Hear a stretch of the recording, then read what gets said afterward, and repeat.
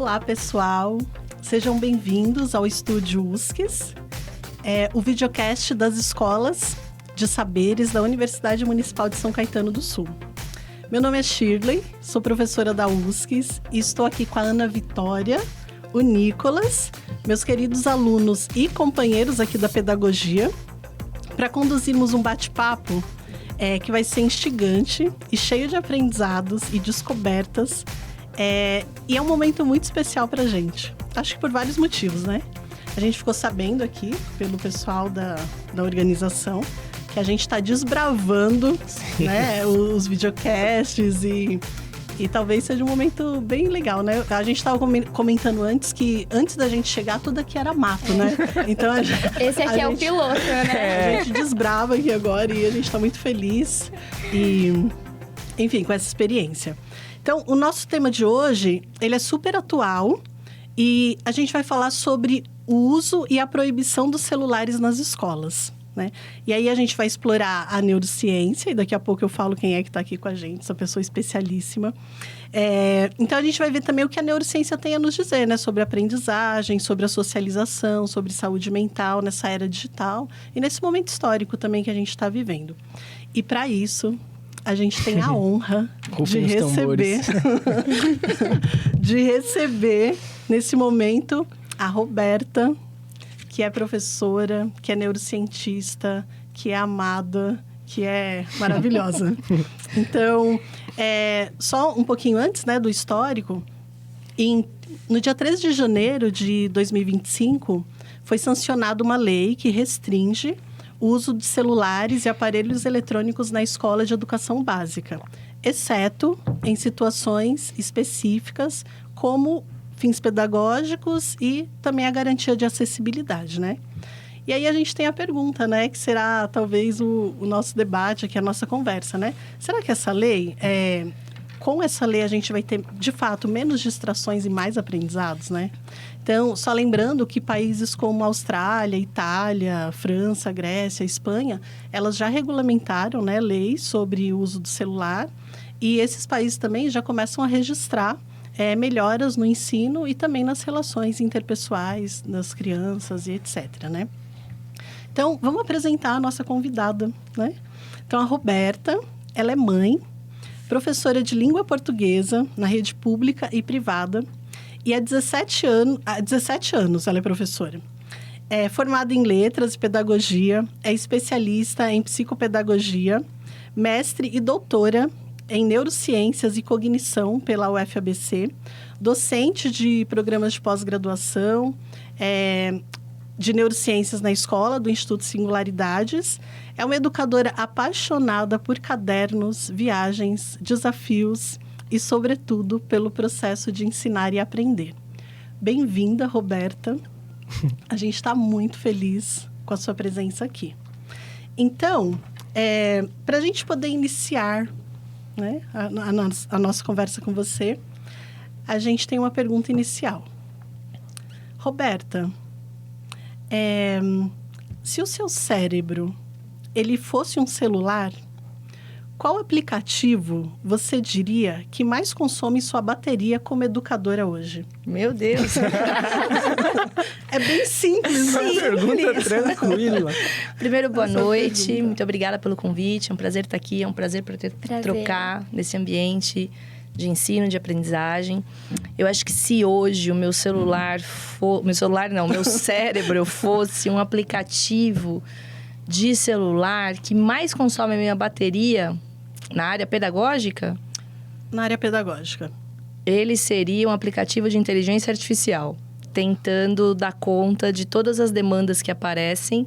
Tipo uma Roberta GPT. Tipo uma Roberta GPT, talvez. Tentando dar conta de todas as demandas que aparecem na sala de aula, para as quais nem sempre a gente teve formação prévia para organizar e para fazer e para descobrir qual é o melhor prompt para isso. Uhum. Então, acho que eu seria um aplicativo de inteligência artificial pedagógica para tentar. O que eu faço se meu aluno perguntar isso? Como eu faço para lidar com a nova lei? Como eu faço para chegar ao aluno que diz para mim que odeia literatura, mas eu preciso fazer ele gostar de ler? Acho que talvez fosse essa iniciativa que mais consumisse a minha bateria. Tá, mas tem mais uma pergunta inicial. são as perguntas iniciais. É fácil igual essa ou... É bem simples. Ó, segura essa, Roberta. Qual app você acha que mais te ajuda a manter a conexão com o aprendizado e com seus alunos? Nossa, então, eu vou ali pensar um pouquinho, eu volto. Um aplicativo que já existe e que mais me ajuda a manter... Ou um aplicativo que você pense agora? Que eu fosse criar, assim... É.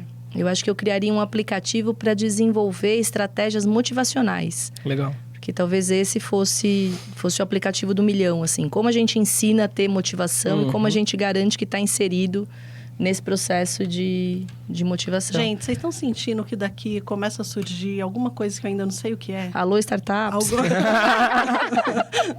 Alô, Então, startups? Talvez seja a hora da gente sentar na reunião. Ainda, mas eu tô sentindo isso. Sim, sim. Tá?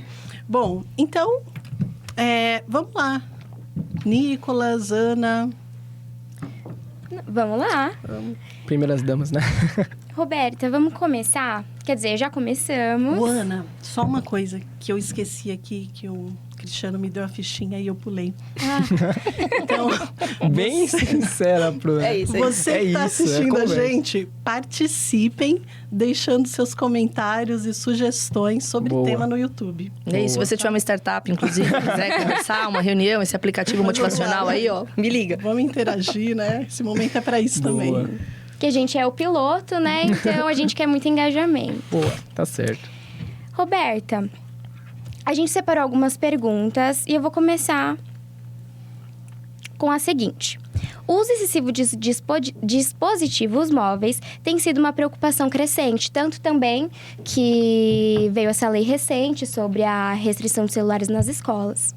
Quais são os principais efeitos no desenvolvimento cognitivo e emocional da criança do uso excessivo de dispositivos móveis? Tá, a gente já tem uma série de estudos e pesquisas estabelecidos mostrando que existem impactos que podem ser positivos, mas que, no geral, eles têm uma tendência muito maior a ser negativos. Interessante. Porque a criança, né, e o adolescente, então, desde a primeira infância, o que a gente está fazendo é aprender a conviver e a se conectar socialmente e neurologicamente. Então, quando a gente está falando de processos de aprendizado, uma coisa bastante interessante que o nosso cérebro tem a vida inteira é o que a gente chama de plasticidade cerebral, que é uma capacidade que a gente tem de aprender e reaprender, refazer os percursos, fixar, focalizar em sinapses, organizar toda essa relação da minha memória, da minha atenção, da minha capacidade de focar num determinado estímulo e não dar prioridade para outros estímulos. Então, esse é um cérebro em informação. Quando a gente entra com um dispositivo que, do ponto de vista de competição, pode ter um atrativo muito maior do que um adulto falando, do que uma situação onde eu tenho um desafio mental mais desafiador, ele ganha essa competição. E aí a gente pode ter duas situações. A primeira delas, socialmente falando, dá menos trabalho a me relacionar com uma tela que não traz um desafio, né, para eu mudar do ponto onde que eu tô para onde eu tô e aprender a conviver, e aprender a negociar, e aprender a dividir o brinquedo, e aprender a ouvir uma argumentação contrária do que a minha. Então, do ponto de vista social, é muito mais fácil ficar eu comigo mesmo. E do ponto de vista neurológico, vamos dizer assim, você tem uma série de circuitarias que se beneficiam com esse bem-estar e parece que isso é a coisa mais legal do mundo. E aí você desfoca das outras situações. Então você quer priorizar o seu tempo, a sua atenção, o seu foco só naquela relação com o aplicativo, só naquela relação com a rede social e esquece que o aprendizado se faz de uma outra maneira, né? Uma situação que vem sendo discutida no cenário da educação e da neurociência é um discurso que parece assim, ó... Aprender tem que ser sempre muito divertido. Aprender tem que sempre ser dinâmico. Aprender tem que sempre ser lúdico. Aprender tem sempre que ser prazeroso. E, às vezes, aprender é sair de uma zona de conforto inicial e passar para um outro degrau que exige esforço, repetição, persistência. Então, aprender é muito legal. Aprender é essencial para a nossa vida social, para a escola, para quem nós somos enquanto indivíduos. Mas dá trabalho, exige um gasto de energia, exige uma atenção, exige toda uma necessidade de estar ali presente e ativamente. E às vezes o que o uso indevido da tecnologia faz é querer achar atalhos e fazer com que eu não necessariamente foque a minha energia naquela situação, naquele primeiro desafio. Então, a gente até pode conseguir vantagens do ponto de vista dos aplicativos, isso pode facilitar se eu tenho um cérebro neurodivergente que está funcionando, né, de uma forma diferente. Às vezes, é uma forma de eu adaptar um processo de atenção, adaptar um processo educacional. Mas se eu não tenho controle sobre isso, o risco que eu tenho é crianças e jovens que cada vez menos querem fazer o esforço para aprender e estar focados, e cada vez menos querem fazer o esforço de se aprenderem convivendo em sociedade. Então, a gente tem um duplo desafio aí, né? Mostrar essa relação. Eu acho que a Roberta traz várias coisas. Ela é boa, né, gente? Nossa, sensacional. Arrasou. E é Obrigada. só a primeira pergunta. É só a primeira pergunta. E é só a pergunta. Vamos lá, toma essa, Certo. pessoal. Não, eu só queria fazer um comentário de que isso é bem interessante pensar, né? Que aprender dá trabalho mesmo, né? Porque é Achei social, né? interessante Não é você falar. natural. Não. Respirar, ok, né? Ninguém ensina a gente a respirar, o coração bater e etc. Mas quando eu quero me apropriar, né? Da cultura, das pessoas também, né? Entender o que é ser humano, né? Isso dá trabalho, né? Sim. Estudar dá trabalho, mas transforma, né? E é por isso também que a escola existe, que as relações existem. E isso tudo requer uma dedicação, né? Um cuidado que a gente tem que ter e que talvez as telas, elas vão impedindo esse processo, né? Sim. Bom, você vai fazer a segunda? Eu só queria comentar também que eu acho interessante isso de... Porque tudo tem que ser muito lúdico. E eu fiquei pensando que, mesmo com toda essa ludicidade, existe essa palavra? Existe. Essa ludicidade, eu comecei um estágio recente na área da educação. Eu sinto que, mesmo assim, a gente não consegue... Não digo prender as crianças, mas trabalhar junto Atenção, com... prender a Aliás, atenção. A Luana deixa bem claro assim. Prender a atenção das Isso, crianças. prender a atenção, pelo amor de Ufa. Deus. Achei que eu tava no lugar errado. Mas não, acho que é isso mesmo. Prender a atenção das crianças. Isso. Eu tô reparando, e ainda tô no início do meu estágio, mas que as crianças, elas estão muito agitadas. Elas não conseguem, em nenhum momento, sentar, desenhar. Elas fazem tudo muito rápido. Às vezes eu fico pensando... Eu até tava... refletindo por conta desses vídeos curtos, os famosos Reels, TikToks, né? Sim. Que é tudo muito rápido, então a criança não termina de ver. Eu Conteúdo reparo também, verticalizado, né? as crianças não... Uma coisa que eu tô reparando e conversando também com professoras. As crianças, elas não terminam de falar as frases mais. A gente tava falando isso antes, né? Sim. Não Da forma da terminam. relação tá diferente. Sim, tá muito diferente. Eu tava comentando com a Pro, antes do programa começar, sobre que eu também tenho observado alguns aspectos, assim, que não me parecem... Eu tinha usado a palavra real, mas não é esse o ponto. Que as crianças, elas têm, me parece, tentado imitar, fazer um tipo de uma mimesis digital no mundo físico, vamos assim dizer, no mundo do contato ali face a face. Então, as frases... Parece que não são frases naturais e espontâneas, são frases que elas pegam quase como se fosse uma ecolalia tardia do que elas viram em uma série ou um youtuber que elas gostam e elas colocam no contexto.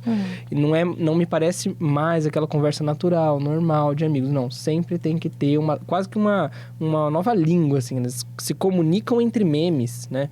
Um faz um meme, o outro responde com outro meme, o outro responde com uma frase de um youtuber, com uma música. Assim, eu olhando, falando, não, eu não estou entendendo o que eles estão Seria falando cômico efetivamente. se não fosse trágico, né? De fato. Talvez o que eu pense das falas que vocês trouxeram é que, socialmente, a primeira infância, ela passa por um processo de imitação. Mas essa primeira infância que nós temos hoje, talvez esteja passando por um processo de imitação de uma geração de adultos que também se perdeu nesse rolê, se é que a gente pode usar essa metáfora, né? Porque aí o seu WhatsApp vai lá e ele coloca uma possibilidade de você ouvir o áudio 2 vezes mais rápido. Nossa. Porque aí você não tem tempo para ouvir e ler o jornal, porque ninguém mais compra jornal na banca, então você vai ouvindo o jornal. Aí o podcast, se tem 40 minutos, você diz, não dá para ouvir em 40 minutos. Aí você também quer acelerar o podcast. Então a gente vem de uma sociedade cujo tempo parece que foi acelerado. E isso reflete nas nossas relações, na qualidade de tempo que a gente tem, na qualidade de como a gente está processando essas informações e essas relações e essas necessidades. Então, é importante também a gente pensar que é um reflexo, ele não é exclusivo dessa geração, ele sempre acontece na educação, né? As crianças se educam olhando para isso, olhando para os pais, olhando para os educadores, olhando para os adultos que estão à volta dela. E aí a gente tem uma outra situação perigosa, que é justamente achar que esse é um modelo que vale a pena ter. E aí, às vezes, você pergunta para a criança ou para o adolescente, né? Qual é a sua aspiração? Eu quero ser youtuber. Quero ser gamer. Ah, legal, mas o que você quer falar no seu canal do youtuber? Não sei.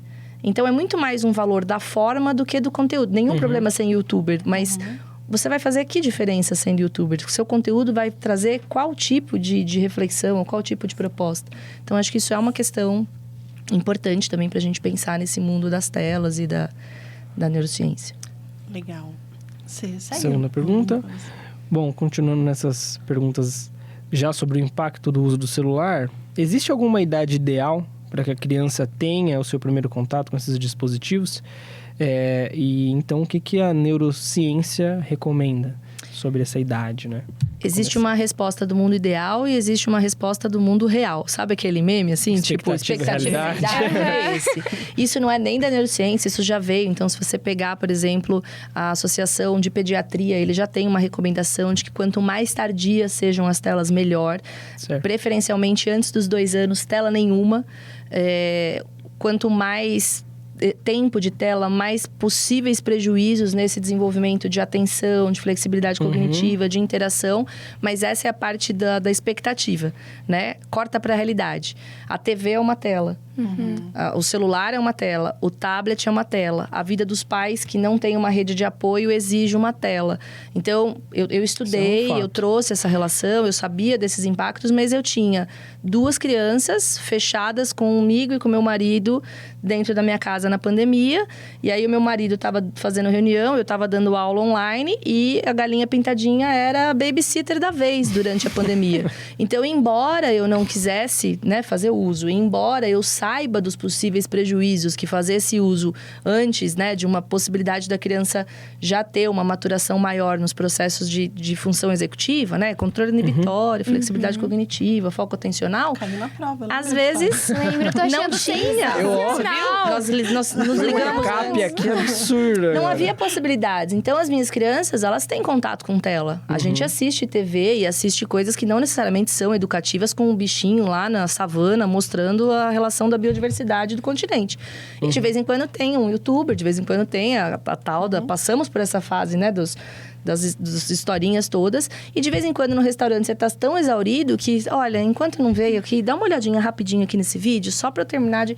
Então, essa realidade existe. Sim. O perigo é você dizer que essa é a única realidade possível na vida daquela criança. Dada, mas não é consumada, né? Porque dá né? trabalho criar a criança, dá trabalho interagir com o adolescente. E sem contar também que a gente está falando das diferentes classes sociais, né? Porque assim, esse debate é amplo, né? A gente está falando aqui de uma realidade, né? Enfim, mas a gente sabe das condições muito precárias que as famílias no Brasil, que muitas famílias no Brasil têm também, né? E aí é complexo, né? Não tem uma resposta, né? São vivências, são vidas, são condições, né, que são determinadas aí socialmente. Pro, tem como só fazer um adendo? Eu estava conversando também antes sobre essa questão de que dá trabalho educar, a questão das famílias nesse processo educativo. Estava conversando com a professora. A gente estava lembrando do artigo 205, certo? Da Constituição, que justamente coloca que também é dever da família, não somente do Estado, ou seja, não somente da escola, mas também é dever da família participar ativamente desse processo educativo. Né? Então, eu acredito que talvez há uma certa confusão, assim, por parte, cada realidade é uma realidade, né? Então, assim, não é que tem que excluir a tela, não, como a própria professora que falou. Fazer o quê? Não tem com quem deixar, vou deixar a tela. Mas, às vezes, eu percebo, assim, a gente vê essa certa omissão por parte das famílias. Não, vou deixar a tela porque eu mesmo não quero dar trabalho. Então, deixa com a internet. Eu acho que é um ponto também entrando nessa questão do trabalho, né? No esforço, na dedicação que tem que ter com o filho. Mas aí isso me traz uma outra bandeira vermelha, assim, que se levanta comigo como pessoa física, como mãe, né? A gente acha que dá menos trabalho, mas a gente esquece de quais são os riscos atrelados a isso. Então, educação é um processo que se faz todo dia. Então, todos os dias na minha casa, frases como, por favor, vai escovar o dente. Já são 9 horas, você deveria estar dormindo. Amanhã você tem aula. Eu já pedi para você escovar o dente. Então, essas frases, elas são ditas incansavelmente todos os dias na minha casa há 8 anos. E elas continuarão sendo ditas. Então, a educação é um processo que a gente faz todo dia. E a gente precisa tomar cuidado e existem muitos exemplos por aí, as séries que estão mais em voga agora na Netflix, falando sobre adolescentes, aquela coisa toda. A criança e o adolescente estarem sendo tutelados pela tela dá uma falsa ideia de segurança. Eles estão lá no quarto, eles estão longe dos perigos da rua, eles não estão sendo influenciados pelos amigos que podem exigir algum risco para o bem-estar do meu filho, mas talvez eles não estejam tão seguros quanto a gente acha que eles podem estar. Porque aí há outros riscos, há outras coisas na rede que não são legisladas, há outras influências na rede que são perigosas, há outros processos na escola que passam a falhar porque a gente não fez a nossa tarefa de casa enquanto família. E claro, né, as famílias têm estruturas diferentes, situações diferentes, rendas diferentes, mas a gente precisa pensar que essa responsabilidade é também nossa, enquanto pais, enquanto mães, enquanto pessoas que tem a obrigação de não só trazer o bem-estar físico e social, mas o bem-estar também do desenvolvimento emocional, do desenvolvimento cognitivo. Sem falar também, e aí abrangendo nessa coisa escola, família, políticas públicas também, né, gente? E aí é um outro debate também que envolve também educar uma criança, né? Essa, lembrando lá do famoso ditado africano, que para educar uma criança eu preciso de uma aldeia, né? Eu preciso da comunidade toda, né? Exato. Então, sem restringir também família e escola. É claro que é importante, necessário, como instituições educativas e responsáveis, mas a gente também, né? É muito mais amplo do que... Educação, né? Um processo muito mais amplo. E aí, continuando, né? Roberta, o que acontece no cérebro da criança quando ela passa longos períodos no celular? A princípio, a gente tem uma chuva de bem-estar. É tudo lindo, é tudo maravilhoso. A dopamina tá lá, eu vicio naquela sensação linda de coisas que são legais, que eu vejo na rede. Eu me divirto, eu dou risada, eu quero mais daquilo, eu quero ver mais daquilo. E aí o tempo vai passando e eu só vejo aquilo, e eu só fico feliz com aquilo. E aí aquilo começa a me deprimir, aquilo começa a pensar, por que eu não tenho essa roupa da minha blogueira preferida? Por que o meu youtuber preferido foi viajar para este lugar e eu não vou? Por que tem vários amigos ali que interagem e ninguém interage comigo? E aí essa sensação e esse vício de coisas positivas, desse sistema todo de recompensa que vai acontecendo, pode se lançar para um lado mais obscuro, né? E dizer, bom, então eu não tenho isso, eu tô mais depressivo, eu acho que esse é o padrão de beleza, eu começo a não querer mais comer, eu acho... A gente não está generalizando, tá? É possível que haja uso e que o final não seja o mais trágico como esse que a gente está colocando agora e comentando agora. Mas esse cérebro gosta dessa sensação. E não é o cérebro da criança e do adolescente, o nosso também gosta, né? Nós somos adultos, já formados, a gente sabe quais são as demandas, a gente tem responsabilidades. Mas quando você vê, você perdeu lá, 2 horas na rede, nem percebeu que estava na rede. Você podia ter feito outra coisa, você podia ter lido um livro, você podia, ter tirado uma roupa da máquina, você podia ter feito outras coisas que você não fez, porque é uma sensação boa. Mas essa sensação boa traz esse risco de achar que tudo é sensação boa.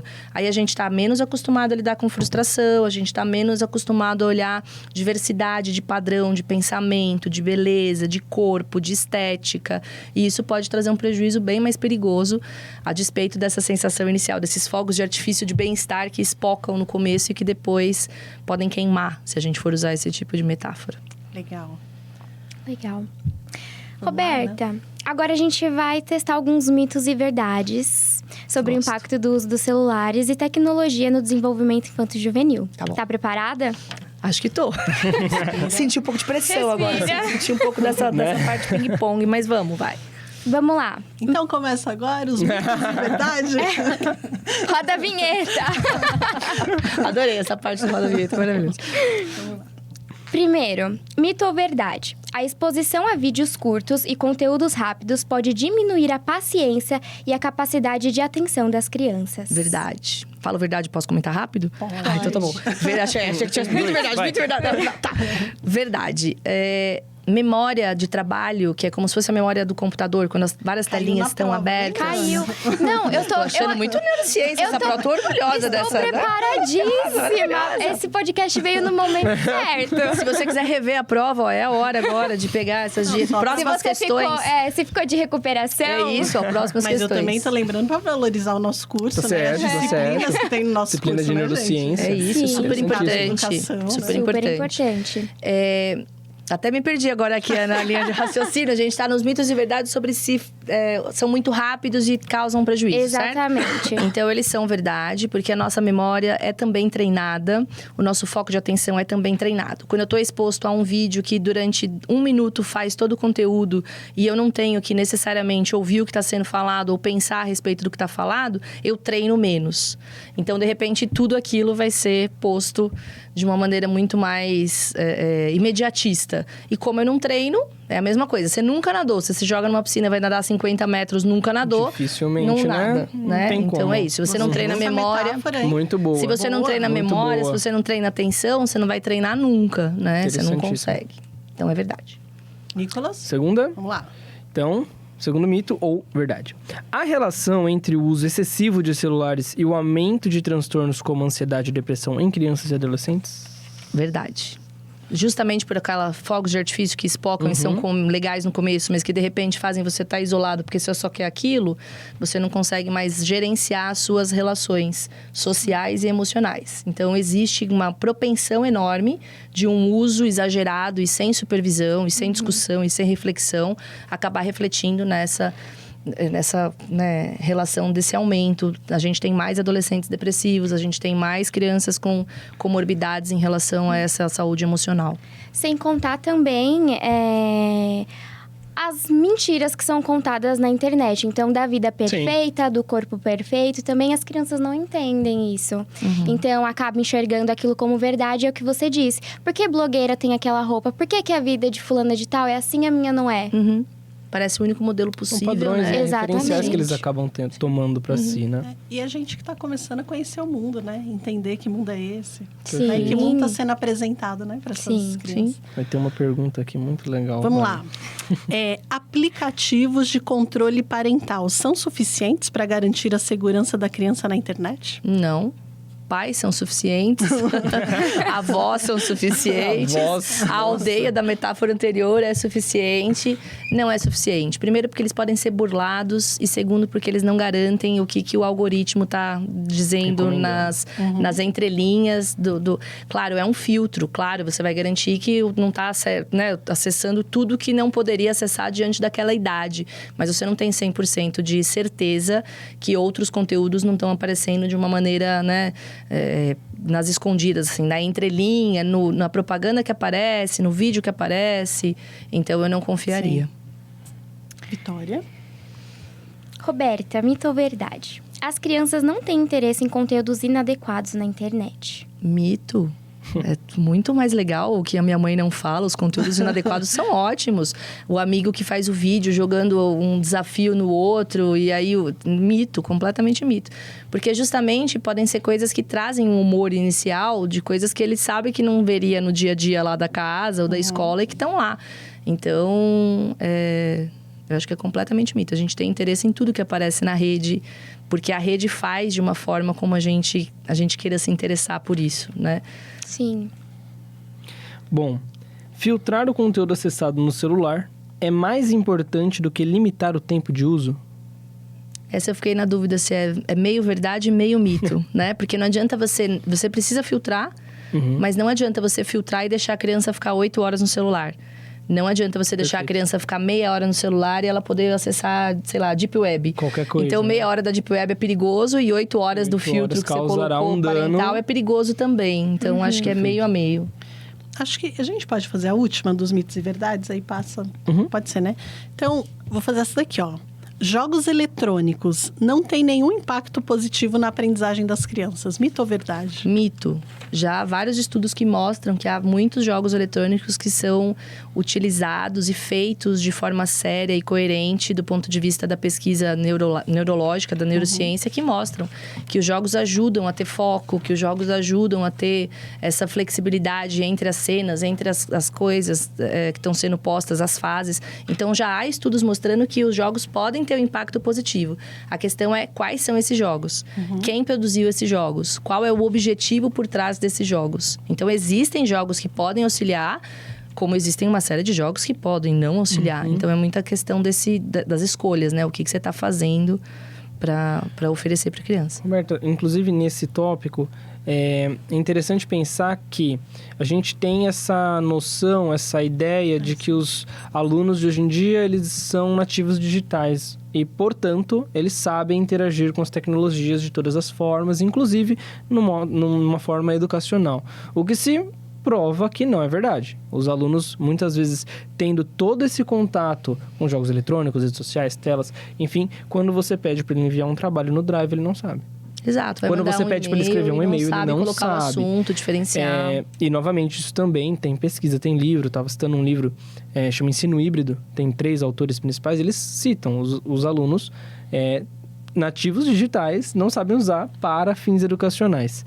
Mas é o que a gente comentava antes também, que até o Cristiano, o Rodrigo, a gente estava conversando sobre o letramento digital, né? O letramento digital. Que é processo de aprendizado, né, gente? Não é porque eu tenho um celular, sei ligar e jogar e entrar nas redes que eu sei plenamente como é que lida com aquilo, né?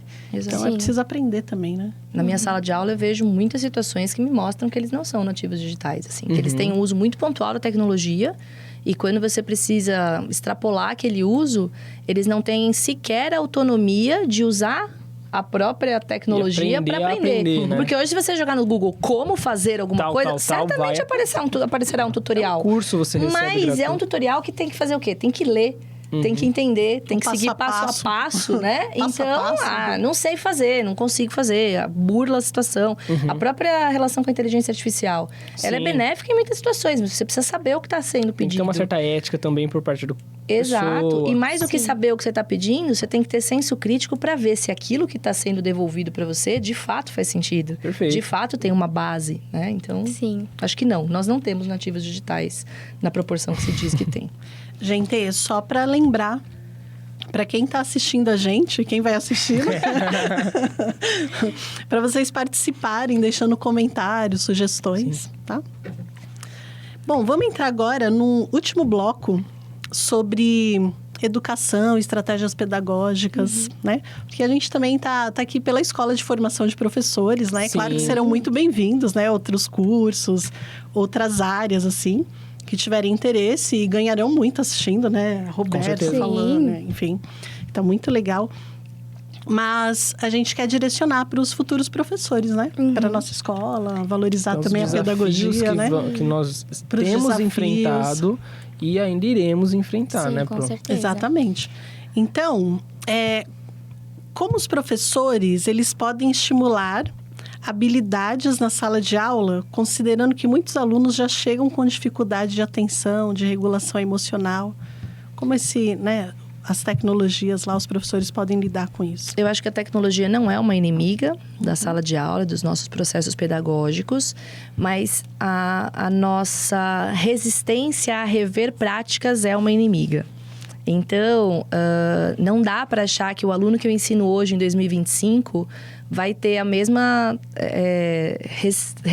receptividade do que o aluno que eu ensinei em 2000, há 25 anos. Então, acho que a primeira coisa é a gente estar disposto, enquanto docentes, a entender essa realidade, quem são esses alunos, qual é essa geração. Que momento histórico é esse, né? É isso, né? A segunda coisa é como eu posso facilitar, pensando em dicas da própria... entender o funcionamento cerebral e pensar em dicas da própria neurociência para um modelo de aula. Eu não vou entrar na educação infantil e fazer uma aula expositiva de 45 minutos. Não vai funcionar. E eu também não vou entrar na sexta-feira, depois do almoço, na minha aula do 3º ano do ensino médio e fazer uma palestra de 50 minutos. Porque eu não vou ter resultados benéficos nem no primeiro, nem no segundo. Sim.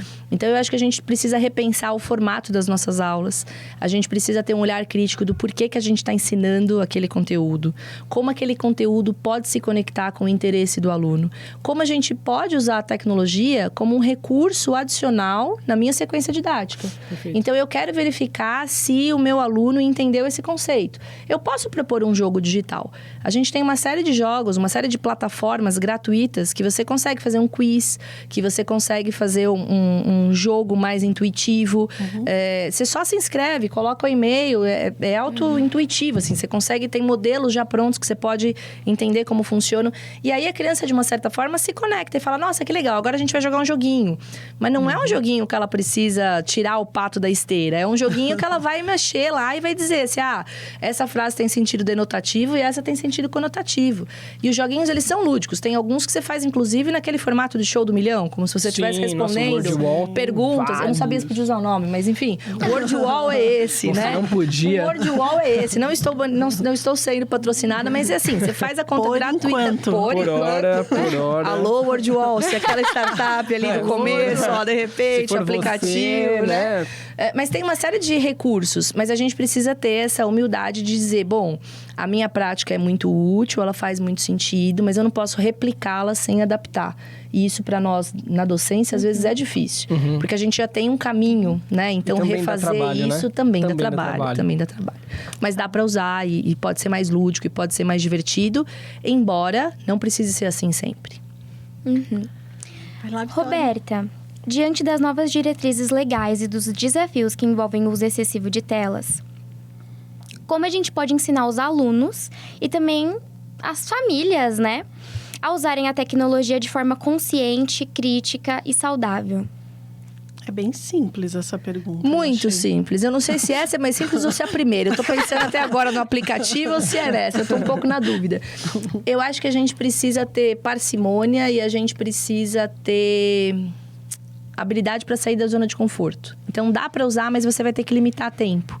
E limitar tempo vai garantir que você tenha um tipo de discussão dentro da sua rotina. Não pode usar mais do que meia hora, mas aí ele vai tentar usar 1h30. E se você não estiver lá naquele processo, ele vai usar 1h30.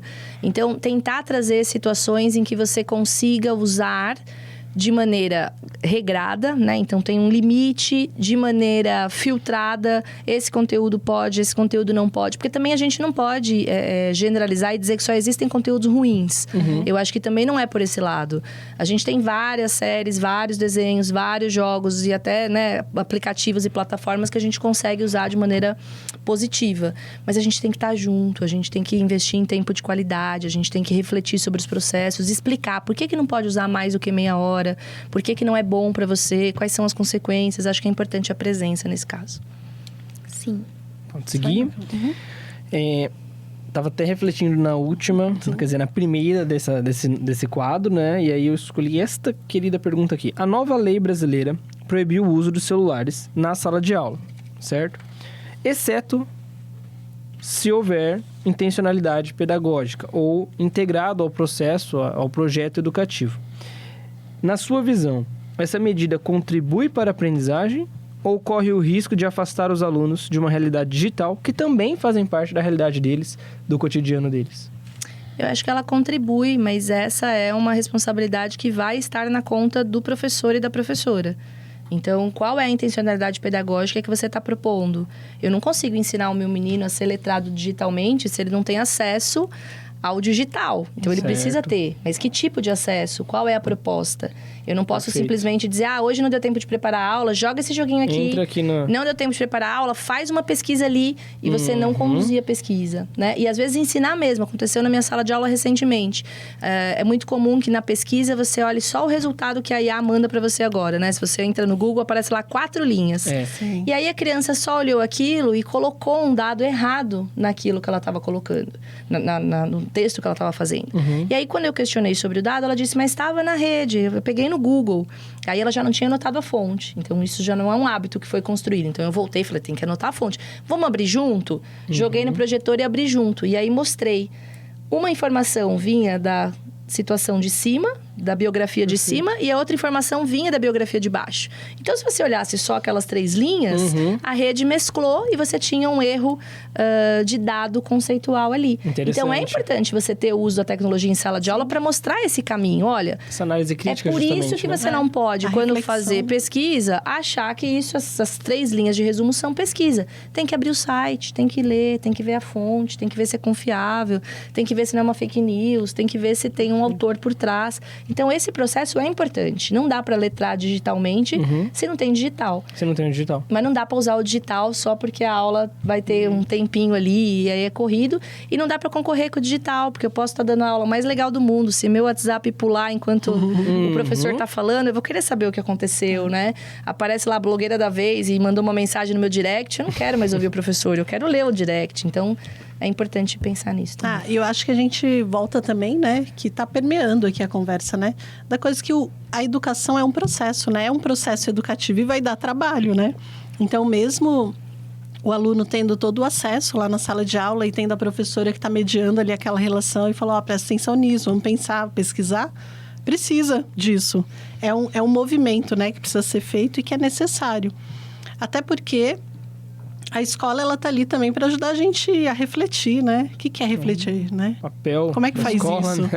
É o papel da escola, né? Ensinar, aprender, se transformar, se desenvolver. Eu gostaria só de fazer um comentário com relação à responsabilidade do professor.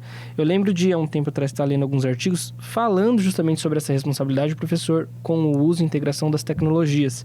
E aí eu lembrei da sigla do TPAC, o TPAC, que significa o conhecimento pedagógico tecnológico do conteúdo. O professor atual não mais tem que saber apenas o conteúdo, ele também não mais tem que saber apenas o pedagógico, como ensinar esse conteúdo, por assim dizer, mas ele também tem que saber como utilizar as tecnologias para ensinar o conteúdo da melhor forma que o aluno consiga aprender. Então, eu achei interessante de destacar isso mediante essa responsabilidade do professor, né? As competências que o professor do século XXI precisa desenvolver para essas realidades emergentes. Enfim, só um comentário Legal, mesmo. Concordo.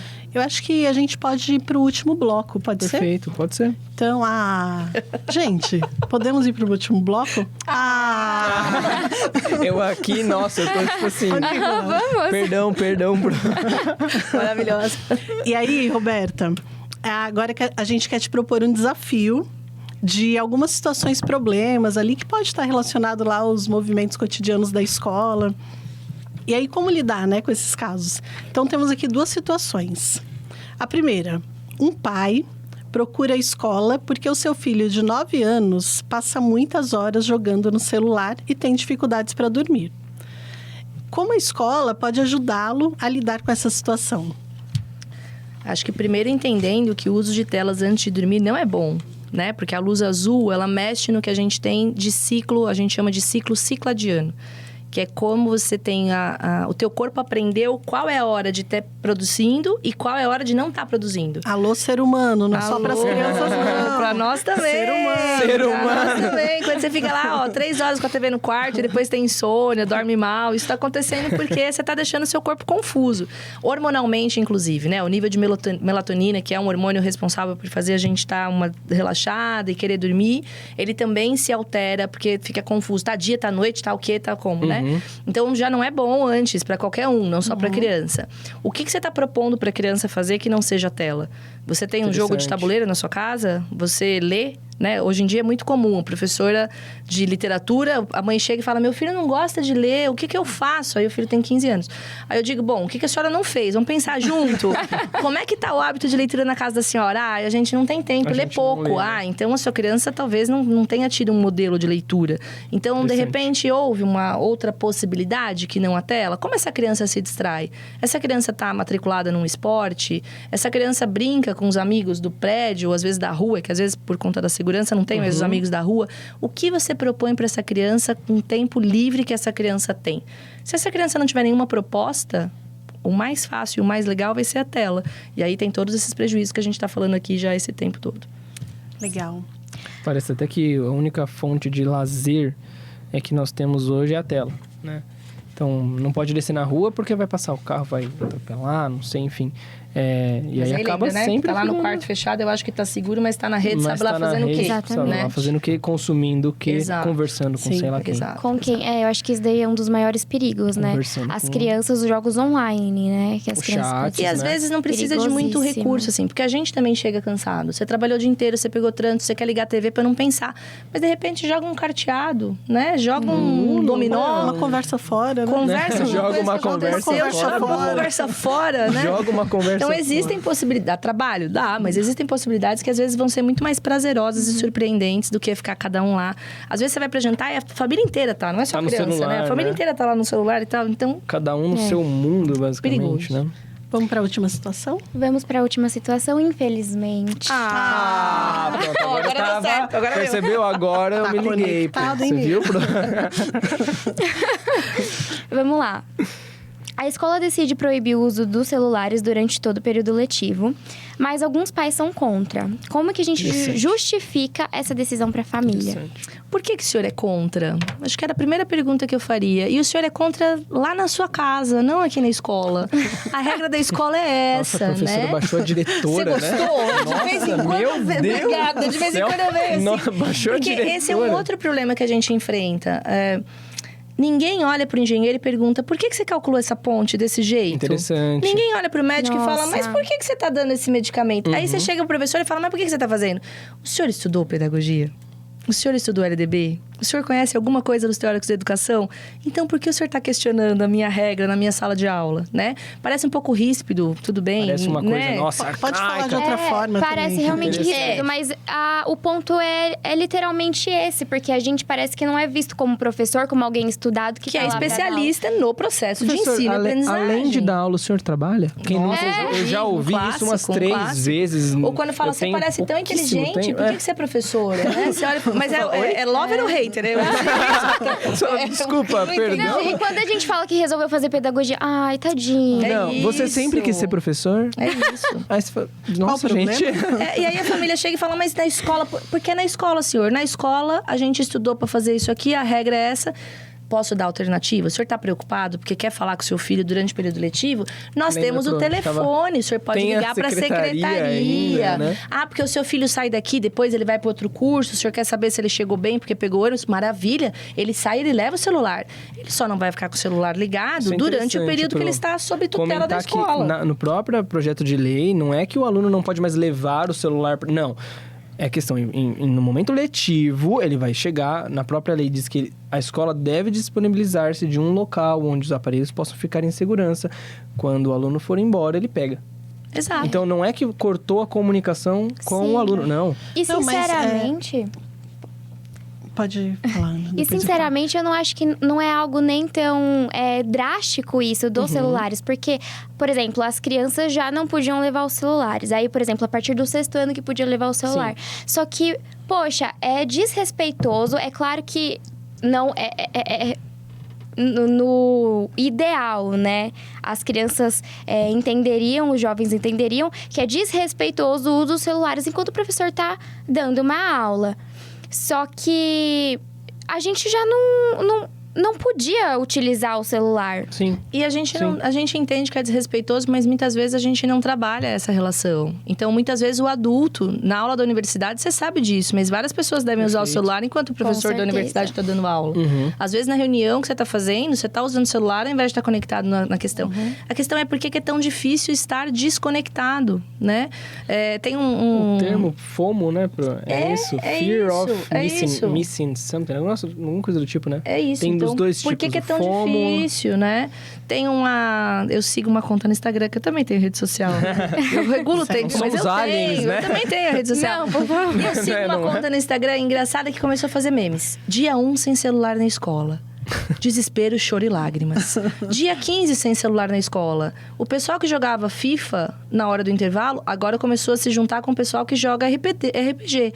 Dia 35 na escola. Trouxeram memes impressos para durante o intervalo falarem via memes. Então, ter tirado o celular traz uma série de outros benefícios depois desse embate. Você vê as crianças conversando mais na hora do intervalo. Sim. Você vê as crianças encontrando outras maneiras de passar o tempo que não enfiados. Criativo, né? Quando traz os memes. Aí pra mim já houve ganho. Depois mostro pra vocês a conta do Instagram. Até printei, que lembrei da conversa. Falei, printei que eu vou mostrar que tem tudo a ver com isso. Então, existe esse processo. E existem possibilidades. Se o senhor tá aflito pelo celular, maravilha. O senhor liga pra secretaria, nós estamos aqui com o seu filho. Né? Eles depois levam o celular e eu vai acho embora, até feliz. que dá um, tipo assim... Emerge essa questão da responsabilidade que a escola tem. Agora, no momento em que você entregou o seu filho a nós, é nossa responsabilidade. E deixa a gente fazer como a gente fazer. E a gente né? sabe fazer, a gente tem preparo, a gente tem lei. O objetivo da escola não é só conteudista, né, gente? Essa coisa da socialização, do social, é uma condição também ali da escola existir, né? E da do escola formar humano, pessoas. né, Pro? E vamos fazer uma reflexão enquanto pai. Se você não confia na escola que você está colocando o teu filho, mude de escola. Por favor. Você não pode matricular uma criança num lugar onde você não tem confiança, né? Você precisa saber qual é o projeto pedagógico, quem são os adultos que estão lidando com o seu filho, às vezes mais tempo do que você mesmo. E também não adianta a escola proibir, a hora que ele chegar na sua casa, ele pegar o celular e continuar usando o celular até 1 da manhã. Então, essa outra parte é sua e não é da escola, E aí, né? só um comentário breve sobre essa questão da relação família-escola, que talvez possa ser um outro tema, né? Que muito interessante. Tem muito que falar. É criar uma parceria mesmo, né? Porque, como a Roberta falou, a escola, ela tem esse conhecimento técnico, né? Porque estudou, porque, enfim, tá ali no cotidiano, organizando documentos, organizando processos.